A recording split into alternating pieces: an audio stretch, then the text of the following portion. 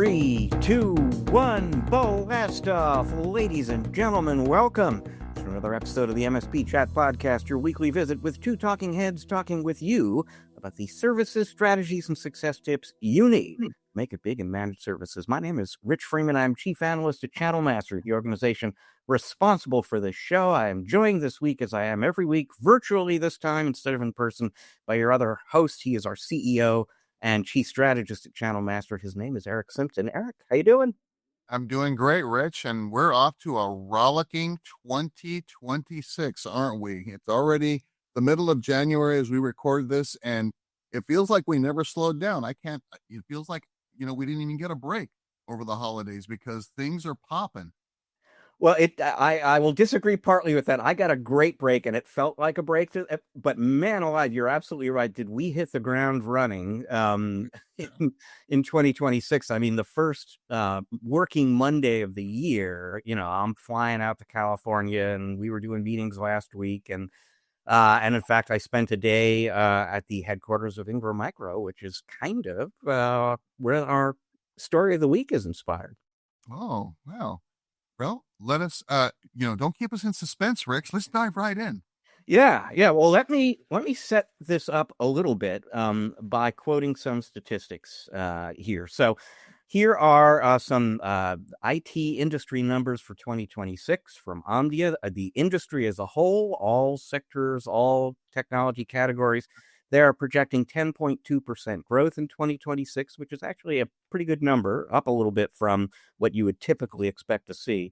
That's the industry overall. Infrastructure, within that, they are projecting 29.2% growth in 2026.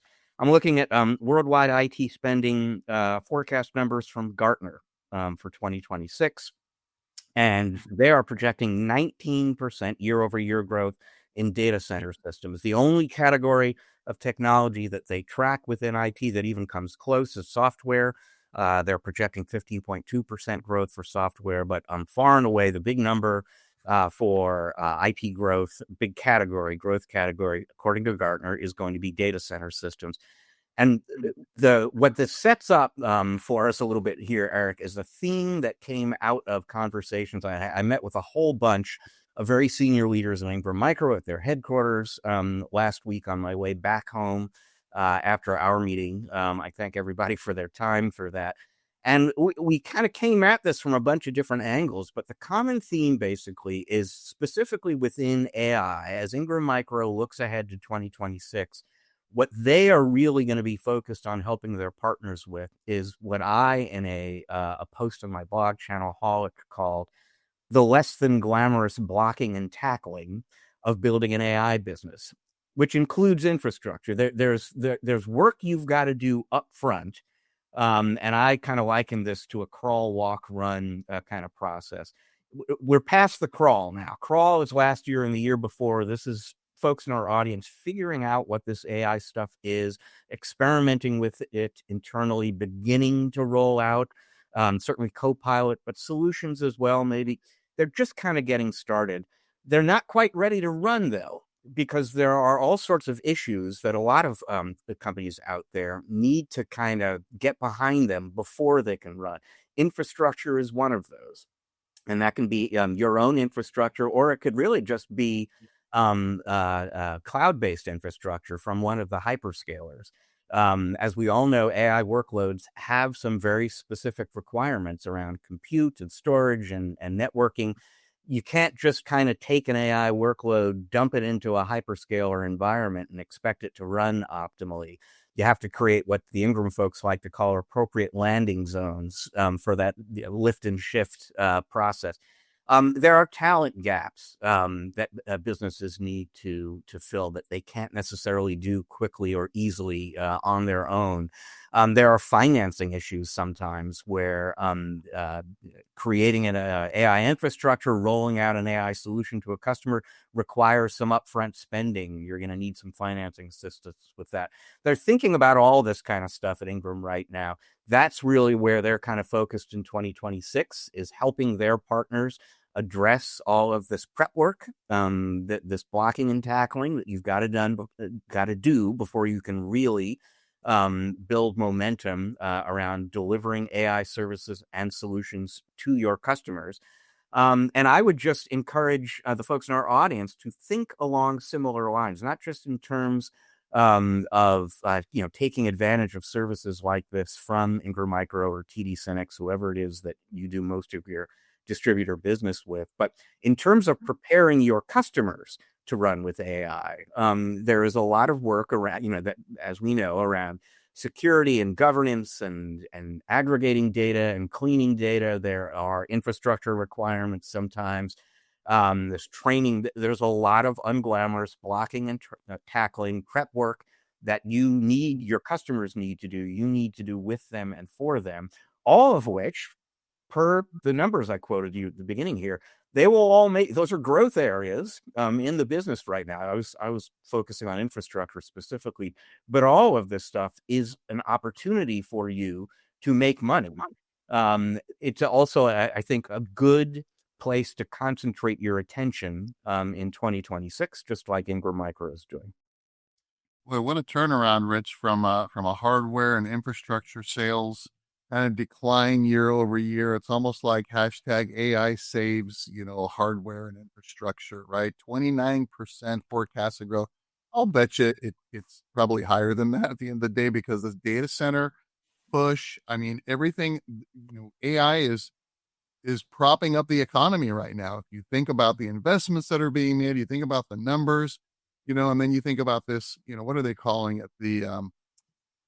The growth without hiring kind of trend that's going on because folks are leveraging AI. So, I'm thinking about this, FUD that people are saying, oh, well, AI is going to replace me. I'm feeling more like it's just slowing down new hiring because people are reinvesting in their existing staff. So it's a different dynamic than what people were so fearful of. And boy, oh boy, if you're a reseller today, and an MSP that yearns for the days of yore where you could make, some decent margins selling infrastructure and gear and hardware and upgrades and it's going to be a happy 2026 for those folks. It sounds like, Rich. Just to add a little bit of a color to something that you just said there about, is AI replacing people? Are layoffs happening because of that? If you look at some of the larger technology companies, and there is some of that, you can't necessarily point your finger at AI, but we are seeing some of the big companies, the Microsoft scale companies, not maybe needing certain roles as much as they did before, but investing heavily in new AI related roles. I will say I talk to MSPs a lot, obviously, as do you, and I will often ask, has AI displaced, if you're using AI to do all or a lot of your level one work, for example, are you getting rid of those? I have yet to talk to anyone who has said this has allowed me to shrink my workforce to get rid of people who I no longer need. Everybody is taking advantage of the bandwidth AI frees up to reassign those people. And then you're exactly right. The other thing I hear a bunch is I'm maybe not hiring as fast as I would have before because I no longer need to. But the good news, at least within MSPs, is this AI so far is not, from what I can make out, costing anyone their job. And the other aspect that I'm seeing is some of these roles that are being filled come with a very, very, healthy compensation package. If you really are scaling up to prepare yourself for a role in AI. I don't have stats and figures, Rich. That's your gig. But from the folks that I'm talking to, from the things that I'm sensing, from what I'm seeing out there, and folks that are friends of mine that are saying, "Oh my goodness, yeah, we saw these job postings that are advertising this role within AI in some form or fashion, and some serious comp is being doled out in some of those key positions." Yeah, absolutely. And yeah, I mean, it would be interesting to know, and maybe it's a question I can ask the CEO of, ConnectWise or Kaseya, companies that need to make and are making like serious R&D investments around AI, just just to get in the ballpark of what do those people cost you, and where does that money come from? Interesting point. Well, Eric, as long as we are talking about prep work and blocking and tackling, we didn't plan this, folks, but it turns out your tip of the week is kind of along similar lines. Adjacent, right? Adjacent, right? So thanks, Rich. Yeah. So, and you know, this is another episode of what is the most noteworthy thing that is impacting MSPs in the channel right now. I'm not going to say that AI is the most noteworthy thing, Rich, but boy, oh boy, like you say, you and I talk to a lot of MSPs and we work with a lot of folks in the channel that are really focusing on how to skill up, how to take advantage, how to strategize on leveraging AI to help their businesses and by extension, their end customers' businesses. So we know that AI is already reshaping operations for MSPs because the vendors that the MSPs rely on are integrating AI thoughtfully into their products and services. We're seeing, uh, improvements being made in the PSA solutions, in the security solutions. I mean, my goodness, in just about every aspect of in RMM solutions, the opportunity for MSPs to take advantage and do what we just talked about is to integrate AI in a manner that allows them to get the most out of their staff so that they can become more efficient and more profitable and drive more company equity to the bottom line. That means that, they will be better positioned at a time of exit had they not taken these steps. So just 3 quick tips. The first one obviously is the one that we hear all the time, Rich, is kind of like that eat your own caviar thing. So if you're thinking about helping your clients with AI, the easy opportunities could be some co-pilot training, some data, um, uh, some data addressing to prepare the data for AI, some governance, some security, pulling through those cybersecurity services, using AI as the carrot for reticent clients that just, aren't feeling that their data is valuable enough for them to protect. Go figure. So the easy low hanging fruit opportunities are the things like I talked about, Rich, that some of these vendors are already doing for MSPs is helping them in the service desk and kind of that service desk triage, that ticket classification, documentation, maybe even some self healing, a little bit of, I will say, when we talk about AI, Rich, we say, oh, well, we've seen kind of the chatbot era, we've seen the agentic era coming, and then there's more coming, right? So every opportunity here for MSPs to take advantage of these solutions that are being already integrated into the platforms that they're using, I would be signing up every one of my technicians and other resources that can leverage these new enhancements to the training and getting them skilled up and trained up so that we can scale more efficiently, deliver more consistent service and outcomes to our clients, and make it easier for us to measure performance and profitability when, because we've got this additional data. We talked on another show earlier, Rich, about the value of the data that MSPs have about their customers that gives them really, really deep insights into how to adapt their value proposition to be more of kind of a business intelligence, more of a VCAIO type of opportunity that they can, charge for on a recurring basis. So you've got your strategic business meetings. You're going to have your AI focused meetings as well, just like security focused meetings, and build more value, strategic value, like being much more valuable to the businesses that you serve, meaning you might not have to serve as many businesses, right? So when we talk about the ABC kind of segmentation of our customer base, we want to, transition out more of those C, D, and F customers over time as we move forward. Well, if we're earning more, if we're delivering more strategic value to our A and B clients, that means that we can expand broader and earn more revenue from those folks that are in growth mode, that are looking for the business outcomes that you can deliver now as this VCAIO rather than some of the technology outcomes that you were delivering as just their MSP or their IT provider. Build a framework.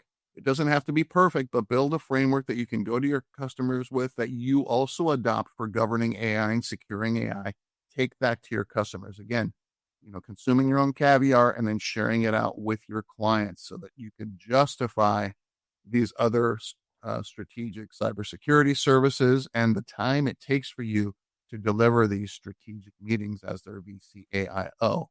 And then partner with vetted AI vendors rather than building from scratch. We always talk about, Rich, you can either buy it or build it. Well, right now, we know some MSPs, Rich, that are building their own services and solutions. And these are folks that are kind of ahead of the curve. They see the opportunity. They're taking advantage. They're shifting strategically to become an AI first organization.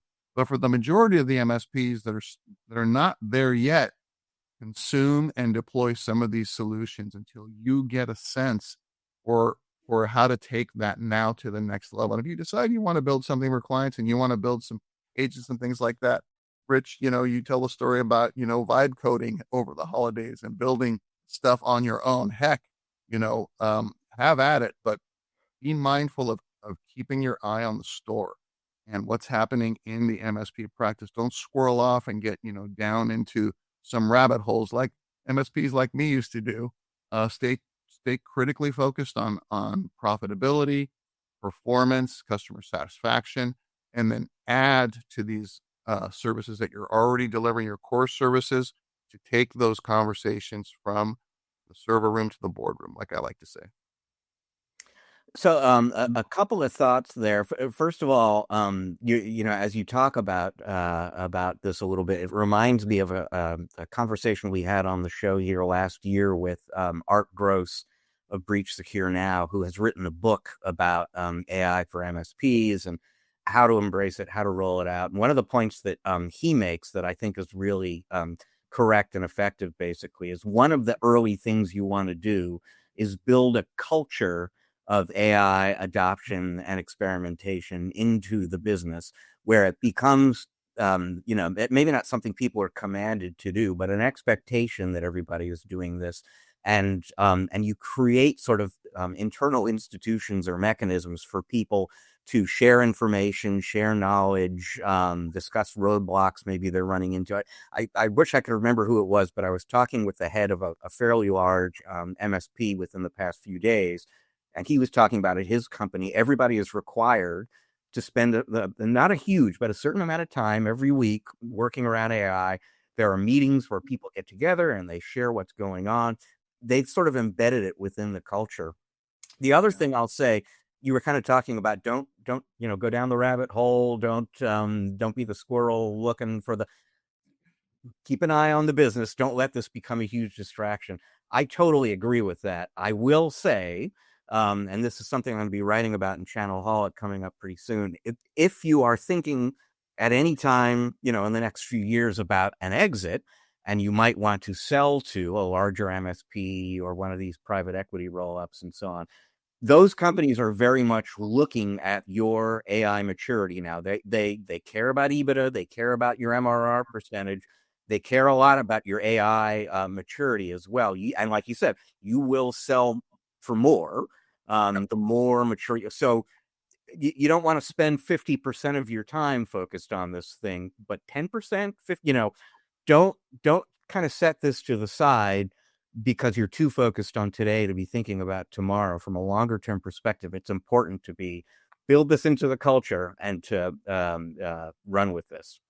Yeah, and I think the last thing that I'll add is kind of a afterthought is, we need to evolve from this MSP moniker, this category, and Pax8 is promoting their managed intelligence provider kind of vision for their partners, right? So the more AI first you are, again, leveraging AI judiciously to deliver bottom line improvement. That's what we're talking about here. And that's what these folks that are looking to invest in and roll up and acquire MSPs are really adding additional multiples and value to, because it's much more strategic to be an AI first service provider than it is being, MSP. So think of kind of this, and I don't want to paint this picture too harshly, but, VAR to reseller to MSP to managed intelligence provider, maybe there's a pathway up there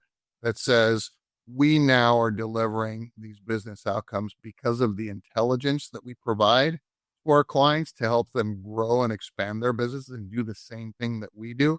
Oh, and of course, by the way, we manage all of the infrastructure and the cybersecurity and the service desk and things like that. I'm looking, I'm expecting, I'll say, Rich, to see more MSPs as they become more mature in this new arena of AI to begin shedding some of the MSP stuff. Just like MSSP said, well, I don't want to roll any more trucks anymore. I don't want to deal with service desks. I'm just going to focus on cybersecurity. So, what do you think? Yeah, no, I mean, I think that's spot on. And a quick little way to maybe wrap that or summarize that is if I am a larger MSP in the market for smaller MSPs, I'm looking to make an acquisition and I'm choosing between an MSP and an MIP, a managed intelligence provider. There's no question which deal I would rather make and which company I would be willing to pay more for just because of the long-term durable value, the upside, the profit margin available, et cetera. So yeah, no, I think that's spot on. And with that, we are going to take a quick break. When we come back, Eric and I will be joined by Dave Sobel. He is, among other things, as he'll explain, the host of the Business of Tech podcast, one of our favorites here at MSP Chat. He has also made an acquisition of his own recently. Ordinarily, you would think, okay, good for Dave, but why are we talking about it on the show? As you'll see, we think this deal actually it has some interesting points to make, sheds some interesting light on where we are in managed services right now, when there are these very big companies in existence getting bigger, when the vast majority of MSPs are not super big. What is it that those smaller MSPs need right now? How has the rise of the bigger ones changed the landscape? How could somebody like Dave Sobel make an impact there? Stick around, folks. We're going to be right back, and he's going to tell you for himself.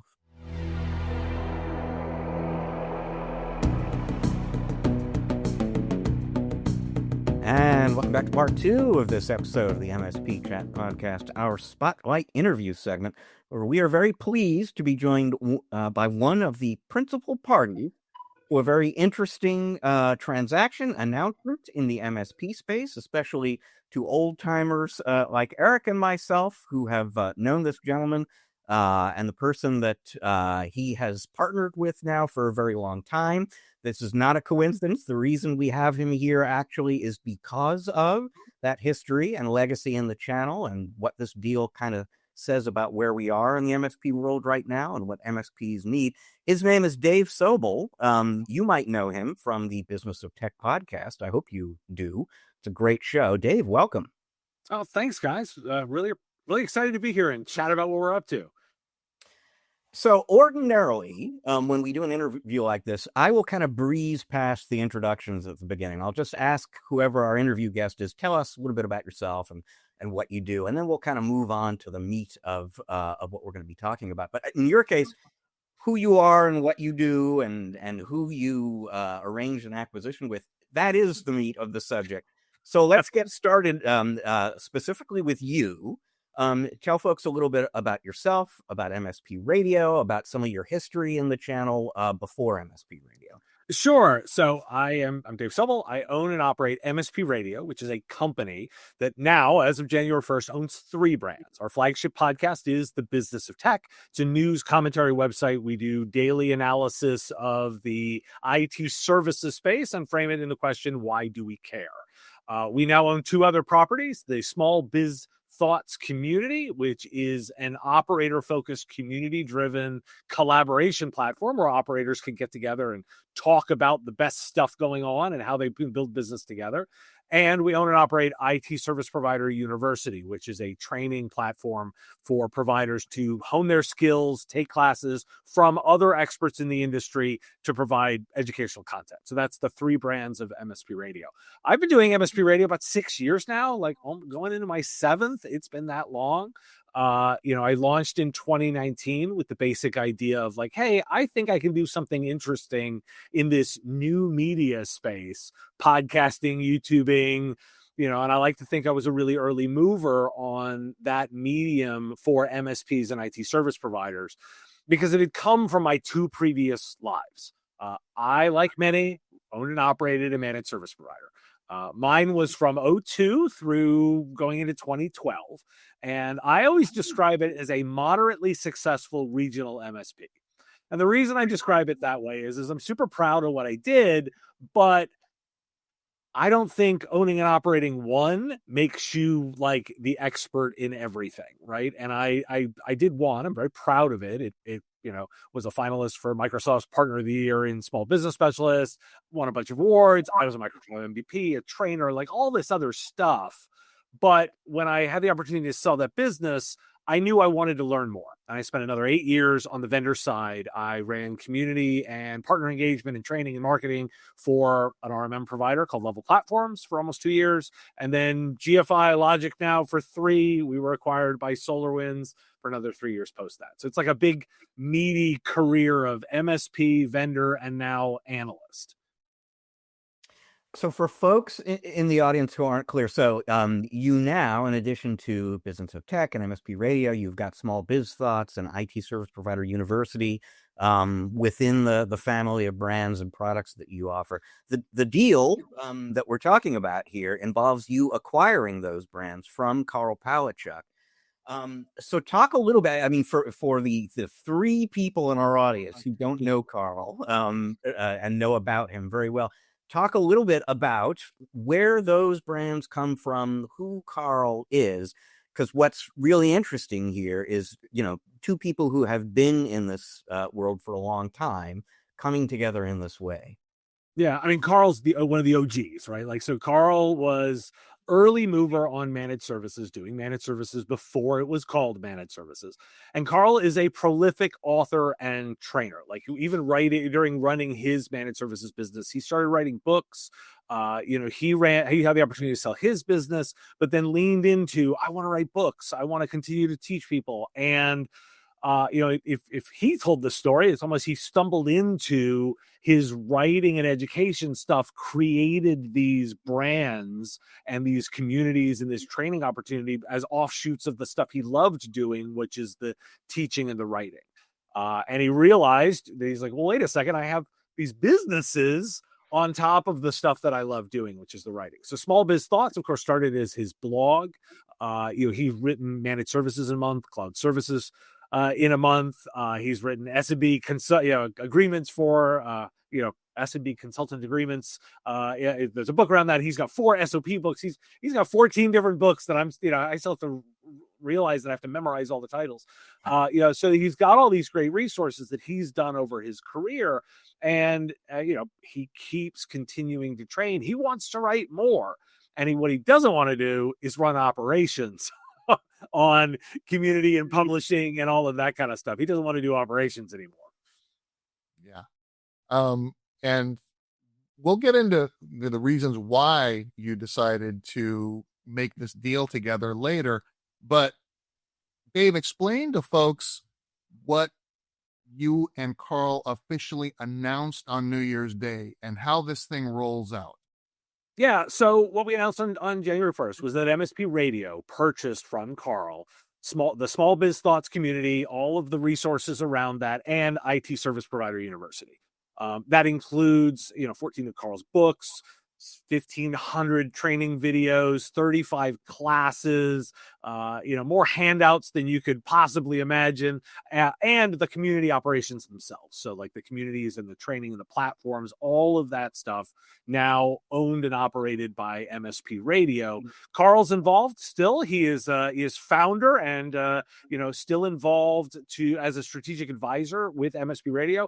And that way gives him the opportunity to spend some time on the next 2 books he wants to write, which, we're anticipating will be part of the Small Biz Thoughts community going forward. But it's those assets of Carl's that he's built over his career that are now, under the stewardship of MSP Radio. So MSP Radio, Business of Tech, these are news media. Small Biz Thoughts is a community and a newsletter. IT Service Provider University is an educational resource. talk a little bit about, you already talk a little about the opportunity for Carl in terms of how he wants to spend his time. What's the opportunity for you, and what opportunity did you see for the MSP channel, and combining that particular set of assets, which on the face of it don't, intuitively go together?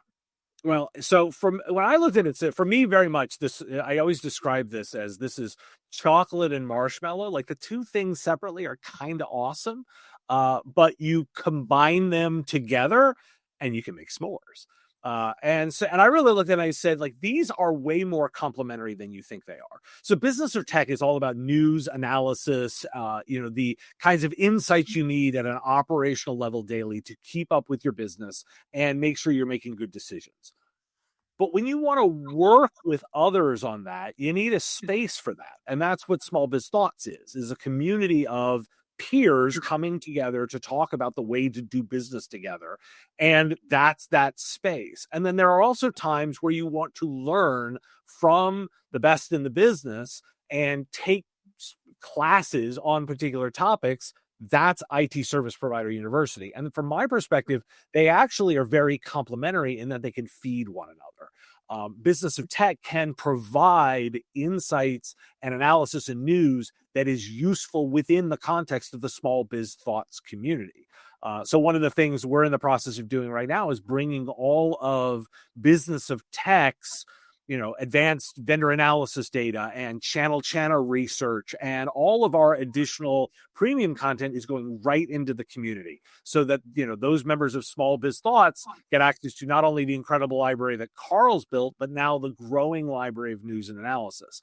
And we're working with some of these great instructors in IT Service Provider University to continue to develop great new classes. And by the way, continue to offer the great classes that we have now on demand anytime you want them. So I look and say, like, this is a really great opportunity to bring all the pieces together and let them work together. And then also to continue to grow a space for this kind of collaboration. So Dave, what you're building, the way I look at it is, and guide me here, but it's kind of the long tail for smaller MSPs. You're bringing more of this news and analysis to help them mature. So is that part of a long-term strategy? And if you had your druthers, what would you like to deliver to a member of the existing community today? What would you like to see them achieve as a result of this acquisition and your stewardship and growth of it? Yeah, I mean, I kind of push back a little bit on the long tail. I actually say, like, this is the actual core of the MSP community. Service leadership data will tell you 81% of the market does less than $10 million in revenue, and 67% of it does less than $5 million in revenue. I love those. Those are small businesses. Those are generally owner operator or a team of operators working together, running a classic small business. I think we can deliver incredible value for that community.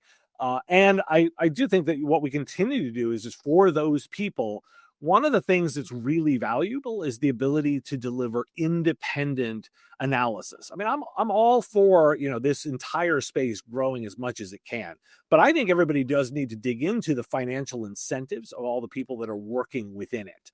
And so I think, for me, I want to build a space that is all about owner operators working in a space of other owner operators that can do that. And by the way, I'm one too.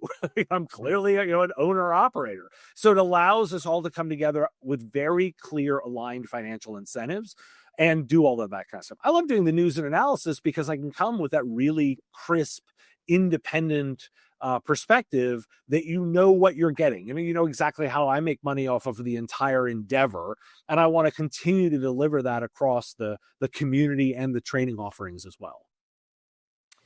It's interesting. On the last week's episode of the show, Eric and I spoke about some of the sort of built-in advantages that larger MSPs, these MSP roll-ups being funded by private equity out there, enjoy in terms of the volume and depth of data they can use in conjunction with AI, the financial resources, the in-house development sophistication. there's kind of an implied thesis in what you're building here, Dave, in terms of what that 81% of the market out there that doesn't fit into the larger MSP category, what they need to remain competitive against those disadvantages going forward, and how you and MSP Radio and IT Service Provider University Small, the business you're constructing goes to or underscores the stuff that's going to keep those 81% of MSPs competitive. Yeah, I mean that's basically the idea, and again, that's the majority, right? Like if you sort of smile, you go, it's fun. It's great fun to talk about the PE backed guys and the venture stuff, and like I love it doing the analysis there, and we can learn a ton from what they're doing. But that's not most people.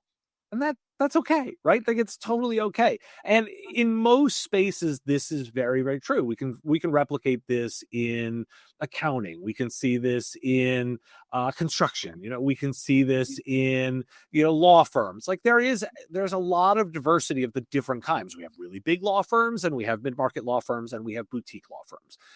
I see IT services falling out much the same way. And, that's what we want is the health of everyone. And we want to have spaces where we can have conversations that are inclusive of all the different pieces of that, where we can learn from one another. And I tend to fall back on this idea of, I think small business owners do like to work together and collaborate on problems. We're a little bit of the unsung heroes of the economy in general. And I will always put my money where my mouth is. And I think this is a great space to continue to invest in. I love that, Dave. And, you and I, we go way, way back, and we are both, just participants and leaders and and just love the MSP community. It's something that, is near and dear to our hearts. It's why we do what we do. All the way back, 20 years ago, we were thinking about ways to collaborate together. You and I worked together early on, all these years. Do you feel today that MSP communities, there's a lot more now than, when we were kind of running our MSP practices and things like that, right? Do you think they are more relevant now, not only to the members of the community, but also to the vendors that want to reach those communities?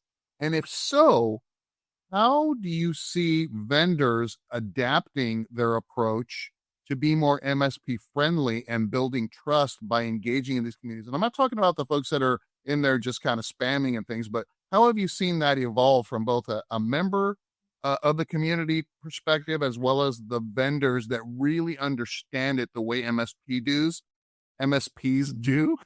Yeah. and how that affects their success. So it's kind of funny that you frame it that way, Kara, because I think I would frame it a little bit differently.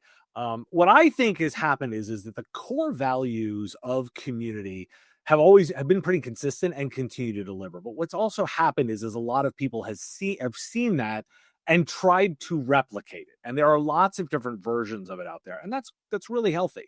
One of the things when I set out to launch MSP Radio was I said, what I didn't need was just another community. You'll know when I initially launched the podcast, the idea was I created resources that I thought would be useful for MSPs in general. And my hope was that they would take those in and start doing something with it. And actually, we'll point out that there was actually a flaw in my initial thought. You actually do need to create some space around your own content, that helps have that communication. And so for me, what I'm doing here was I actually went back to my basic premise of, well, I don't want to build another one, but that doesn't mean that I can't take one that exists and go deep with it and make it, continue to thrive and go in really great directions. And so for me, that was the focus on Small Biz Thoughts community was this is a great community. It's one of the OG ones. So why not take one of the great ones and just continue to do with it? And I'll sort of smile and go everyone else has got their own little flavor of it. I'm not going to spend a bunch of time worrying about how vendors can do. That's not my problem, right? My problem is actually to focus on solution providers, IT services companies, MSPs, and what can I deliver for them that is better. And I expect them to be members of lots of different communities, right? Like the same way that in life, you're members of lots of different communities, right? You're not only in the MSP community, you live in your local community. You're probably aligned with a sports franchise and have a community there. You may have, you're going to be involved in lots of different communities. I want participation in Small Biz Thoughts to be one of the best resources that you have. So, Dave, the news item here involves an acquisition. Acquisitions are a frequent topic of conversation in the world of managed services right now. Typically, when an acquisition happens, though, these days, more often than not, an acquisition of an MSP, obviously, private equity is involved in that deal. When you published the press release announcing this deal with Carl, and when we spoke about it subsequently, you made a real point of emphasizing there isn't a nickel of private equity involved in this deal. Talk a little bit about how the deal comes together from a financing perspective, why it felt important to you to emphasize there was no PE involved, and the lesson that the folks in our audience can learn from that. Yeah, so I always say the classics are classics for a reason, right? The idea of building a business plan and executing against that is a core business principle for a reason, because it works, right? And banks are very used to the idea of growing a business through investment or acquisition. This is a very classic model. You can do it. By the way, the Small Business Association has an entire process for helping in the US investing in growth of companies. What the other thing is if you look at what I've really focused on building, is I'm really transparent about the ethics and the direction and the way financial incentives drive my business. I mean, I've got a published ethics statement that we remind everyone in every single episode of the Business of Tech. You can understand my stock holdings and where I'm investing and those kinds of things, because I think it's important, if I'm going to analyze the moves in the space, that you understand my financial incentives. And frankly, I wanted to keep them very, very clean. I'm afforded a very great amount of freedom by being self-funded. Again, I always quip, like, the one person I have to make happy is my wife, right? Like, I have to make sure that our business endeavor, my business endeavor, is a solid, well-run business, because that, enables my life. That doesn't mean I don't want to grow. Doesn't mean I want to do all this. I want to do all of those things. I went with a classic model of this, of going to the bank and asking for a loan to do an expansion, because I wanted to maintain all of those elements. And it allows me to continue to invest in the same way Carl was investing, because he was also, privately held and self-funded. So for me to make all of these components work and grow the way that I wanted to, I wanted to keep those financial incentives super clear. And thus, I also wanted to be transparent about it. I lay it all out. If I have all these ideas of transparency and the ethics and way I execute, I want listeners, I want community members and the larger MSP community to know this is how I did the deal. Yeah, Dave, it sounds like you're, maintaining your independence in terms of your voice and your directionality is key to your strategy. So we're here in January 2026. Fast forward us to January 2027 and share with us a couple of things that reflect success for you in this new endeavor, because it's work, it's more work and more guidance, management, leadership. Give us what success looks like to you, a couple of nuggets that as you reflect back in January 2027 on the previous year. So one of the key elements for me for success is I want the people in the Small Biz Thoughts community to go, this is great. The stewardship of MSP Radio and what Dave is doing has kept all of the things that we love about this community, and we get extra stuff. Like, I'll start that with my whole plan is really about, Carl did a great job. It's a great community, and I want it to continue to be a great community. And I want people to go, Dave's brought more cool stuff to what we're already doing. I think we already offer some really great classes in IT Service Provider University. I've got ideas on the way that we might look at additional classes and new topics. I also am looking at some additional, we had a very well executed 5-week course plan. I think there's opportunities to do different formats there, perhaps some more on demand, a little bit shorter, some seminar work. Like, I think we can do some interesting pieces to that. I don't mind saying I would like to continue to expand what I'm doing on the business of tech's ability to cover more stories in the space. I'm very proud of the work I did on researching the lawsuit between Datto and Slide. Those resources, by the way, everyone, this is an interesting space for media.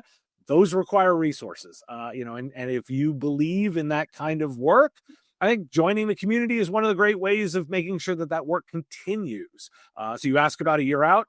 I don't know, there's some court dates I'm keeping an eye on, and I want us to look back and go, we did some really great coverage of what happened in the MSP space, but the way that we then also had some great space to talk about it and understand how to operationalize the insights from that news and analysis into people's businesses. So a year out for me, it looks like, wow, we're doing some really cool stuff in terms of this community and the broader community going, I really want to be part of that.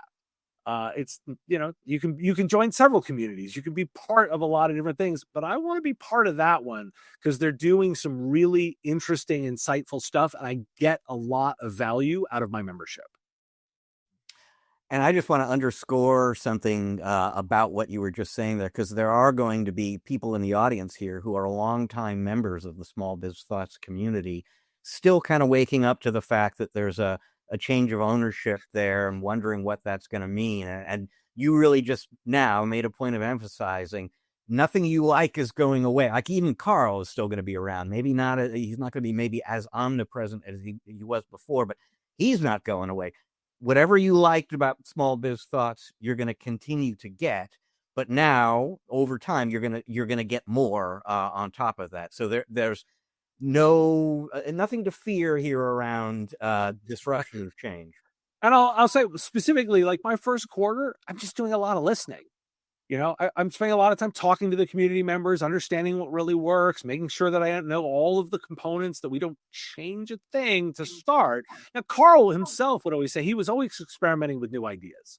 We try something out, test something out in the community. They had breakouts that changed around, different formats that change around. I look forward to doing all of that experimentation, but I'm also taking a lesson from my dad, who always, when he did woodworking, would always tell me, Dave, you measure twice, you cut once. And I'm spending a lot of time right now just measuring, because I want to understand, like, what's the magic? What are the bits that work really well so that we make sure that is the core value people are continuing to get. So fantastic. Thank you so much for joining us on the show, Dave. For people who are maybe new to MSP Radio, new to Small Biz Thoughts, etc. First of all, where should they go to learn more about these various parts of the MSP Radio family now? And then where do they go maybe to just get in touch with you or learn more about you?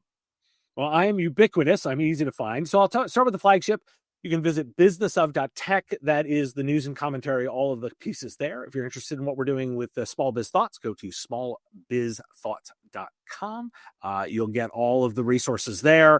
The last to be updated is the MSP Radio website itself, as we bring in the new brands on board there, mspradio.com. I'm easy to find. I'm very active on LinkedIn. I know you guys can include in the show notes. I'm just Dave Sobel there, so I'm easy to find. I'm practicing my email address is dave@mspradio.com. I'm super easy to communicate with, and I really do love hearing from people. By the way, if you've got information and stuff you want to pass on at businessof.tech, we have an entire page for submitting tips, adding a question, all my context. So if you've got anonymous stuff you want to pass on, or if you want to reach out in a more secure manner for some of the stuff we're covering, that's all available there. Okay. All right. Well, we'll include that information in the show notes. Once again, Dave, always a pleasure talking with you. We thank you in a busy time as your business grows for making some time to join us here on the show. Thanks for having me. Talking to the community really is sort of the number one priority. So I'm really excited to continue those conversations. Thanks for having me, guys. So, folks, Eric and I are going to take a quick break here right now. When we come back on the other side, we're going to share a few thoughts about the conversation we just had with Dave Sobel and the business that he is building right now. We're going to have a little fun, wrap up the show. Stick around. We're going to be right back.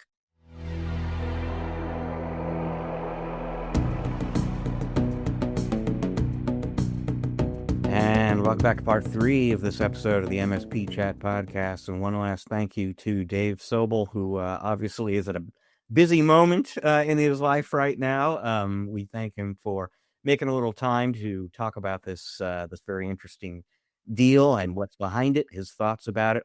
Lots of different ways we could probably fall onto that conversation, Eric. I'll just a few quick things that kind of come to mind. One is community and the concept of community and the benefits of community for MSPs were pretty much baked into the culture of managed services from the get-go. And this very much continues to be the case. This week, as we're recording this, within 24, 48 hours of recording the conversation with Dave, SureWeb rolled out a cybersecurity community for its partners. PIA reassigned one of its C-level executives. He's now, I think, the chief community officer for it. So we're seeing these big companies just this week investing in the concept of community, because it continues to be something that's very beneficial to MSPs and that they very much want. And vendors that want to have a good relationship with their partners understand that.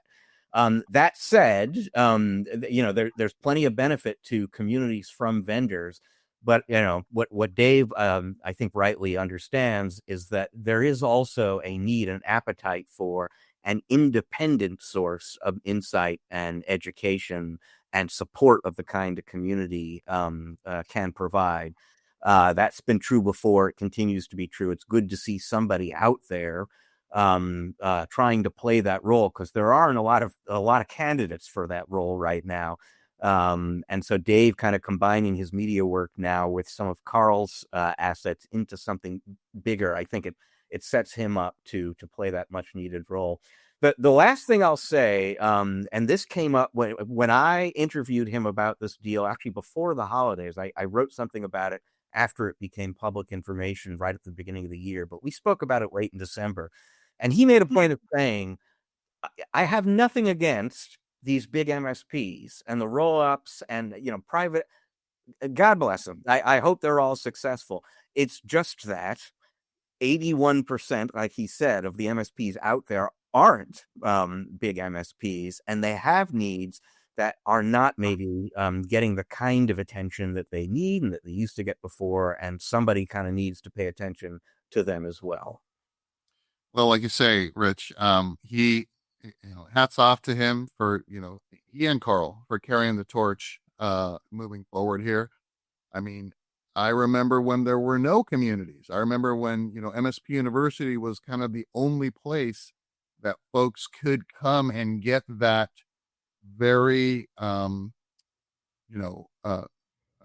deliberate, independent help to build their organizations. We were not affiliated with any vendors. Yes, we sponsored boot camps, but when a vendor came on, they agreed that they will not be pitching anything from the stage. They had to educate and train the attendees in their session. Of course, they could engage with the folks, out in the exhibit hall and things like that. But, we were very adamant about that. And so it's really, really great that, well, it's kind of sad too, that there are only so few of us now today that still maintain that independence that says, hey, we are here first for the MSPs. We are here first for the partners.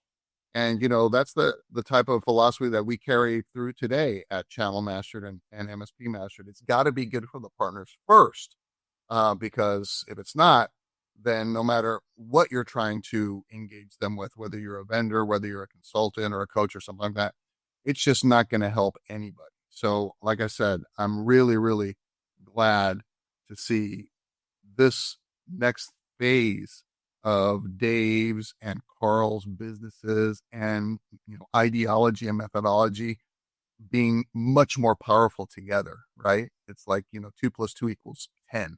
So it's exciting to see. Go get them, Dave. We'll be rooting for you here on the sidelines. And folks, that leaves us with time for just one last thing. And we've spoken at some length just on this episode about the many ways you can use AI. Here's one that I would not necessarily have anticipated, but probably should have. Turns out that on the city of St. Louis, there are apparently vervet monkeys on the loose. They were spotted Thursday. That would be last week as we're recording this, Eric, near a park in the northern part of the city. Of course, authorities are trying to hunt down these rumors, find the monkeys. There is no zoo that's missing monkeys. No one quite knows where these monkeys might have come from. But a lot of folks trying to be helpful to the Department of Health as it goes after those monkeys. Helpful, maybe not so helpful. Just having some fun with it. They've been posting all sorts of pictures online of here are the monkeys. They're at the football stadium. They're at this, the Arc. They're at this major intersection here. Except, of course, they're not there. These are AI generated fake images of monkeys on the loose in St. Louis that are convincing enough that the folks in the St. Louis Department of Health are having trouble figuring out which of these reports is worth investigating and which isn't. So an unanticipated application of deepfake technology, Eric. And I'm seeing videos now, which is their AI generated videos, and the monkeys are, and now I'm seeing videos of like the reporter reporting about the monkeys, and the monkeys are like crawling on, the building behind them and stuff. So it's, yeah. I'm afraid, Rich, that this is now going to be the thing, the norm. Any kind of news story, anything, there's going to be these folks that are just going to jump on this AI bandwagon. And, now it's creating this, perception that, well, maybe there were never monkeys. Maybe this was just something somebody started, and what a waste of, of community effort and dollars trying to hunt down something that we don't know if it's actually real yet, I guess. And not to go down that depressing road, but yeah, the increasing difficulty of telling what is or isn't real at all is definitely a sobering implication of AI and image generation and video generation. So, topic for another show, though, folks. For now, we thank you very much for joining us. We're going to be back in a week's time with another episode. Until then, we will remind you we are both a video and an audio podcast. So if you're listening to us right now, but you'd like to check us out on video, go to YouTube, look up MSP Chat. If you are watching us on YouTube, but you'd like to listen to podcasts, go to Spotify, Google, Apple, wherever you get your podcast. You're probably going to find MSP Chat there. And wherever you find us, please subscribe, rate, review. It's going to help other people enjoy the show just like you do. This show is edited by the great Riley Simpson. He's part of the team with us here at Channel Mastered. He and the rest of the folks here are ready to help you launch a podcast of your own if you'd like to. But podcasts really are one of the smallest things we do at Channel Mastered. We are all about helping vendors build, grow, and optimize effective MSP channels. If you'd like to learn more, go to www.channelmaster.com.